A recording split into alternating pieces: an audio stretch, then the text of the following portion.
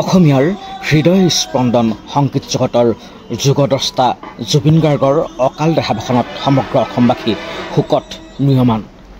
প্ৰিয় শিল্পীগৰাকীক অকালতে হেৰুৱাই প্ৰচণ্ড শোকে ছানি ধৰিছে সকলো অনুৰাগীৰ হৃদয়। এই শোকৰ মুহূৰ্তত ডিব্ৰুগড়ৰ চাবুৱা মৰিচা গাঁৱত অনুষ্ঠিত হ'ল এটা অনন্য আৰু ব্যতিক্ৰমী আয়োজন, ৰাজহুৱা তিলনি অনুষ্ঠান।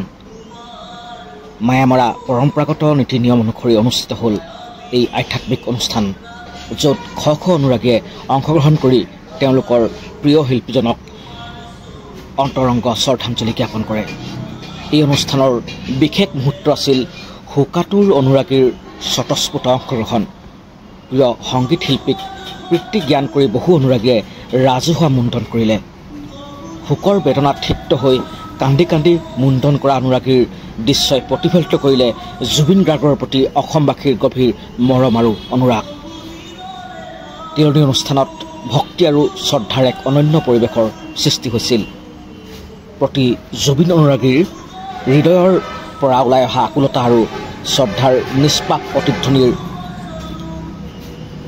গুজৰিত হৈ উঠিছিল সমগ্ৰ অঞ্চলটো। এই ব্যতিক্ৰমী আয়োজন এক জ্বলন্ত প্ৰমাণ, জুবিন গাৰ্গ কেৱল এজন সংগীত শিল্পী নহয়, তেওঁ আছিল অসমবাসীৰ হৃদয়ৰ প্ৰাণ, জীৱনৰ সংগীত আৰু যাৰ সুৰত জীয়াই থাকিব অসমৰ প্ৰতিটো প্ৰজন্ম।